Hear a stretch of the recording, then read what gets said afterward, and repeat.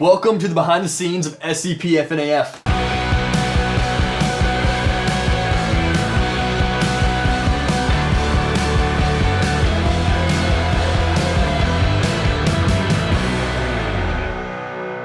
I'm Mac Lee. I'm Spencer Lee. And we wrote and directed the movie. We're here in the little set we made for the film, which is actually your parents' garage. Hey!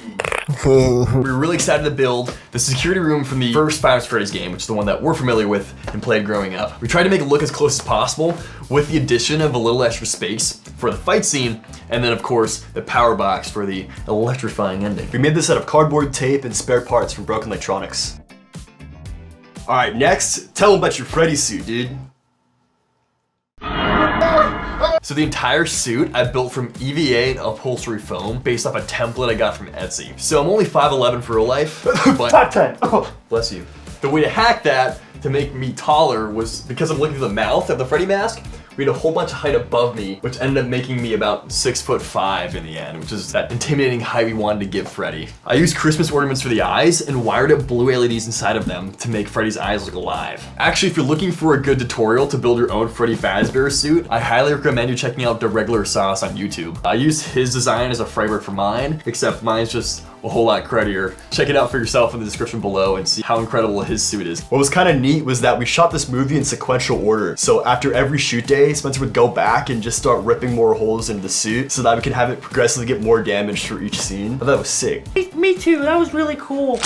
So in the past, we used to set up big lights and have them strobe orange for the muzzle flash lighting effect. But this time, we tried something a little bit new. We put what's called an airsoft trace unit on the barrels of our airsoft gun props. Now, airsoft trace units usually don't light up without firing BBs through the airsoft gun, but we learned a little trick from special effects YouTuber Scott Prop and Roll, where you take a little piece of electrical tape, put it inside the tracer unit, so when you dry fire the airsoft gun and air is moving through the barrel of the gun, it'll move the little piece of electrical tape and trigger the tracer to light up. And it looks something like this.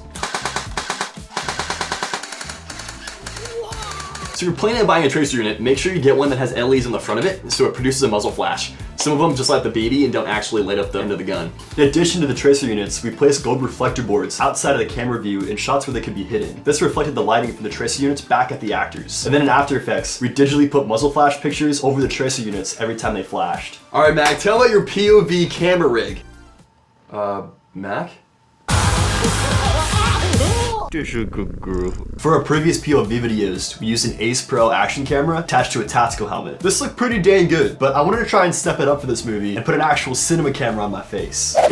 So I ended up putting a Sony FX3 with a Sony 16mm G Master lens on this Pro Aim POV helmet. I replaced some of the counterweights on the back with a V-mount battery that just so happened to fit the exact same screw diameter. The only problem is with the camera so close to my face, I could barely see a lick of what I was shooting. There's a couple shots where I'm aiming my weapon directly at my squad mates, and that's why. And the reason I have the camera seated so close to my face is to maximize the field of view without using a wider lens and causing a fisheye effect. So I was adamant about keeping the camera as close to my face as possible, even if it meant blinding me. So the first shoot day was obviously frustrating. I thought there had to be a better method to view the screen. So after a rabbit hole research, I came across a product called Ray Neo Air 3 glasses. These glasses were more marketed for gaming. They're essentially a monitor you can wear on your face. So with an HDMI to USB-C converter, I was able to run these glasses to my camera, and holy cow, I could see! I am astounded by how well these glasses worked. I put a link in the description if you guys are interested in picking up a pair. This is not sponsored by Ray Neo, but at this point,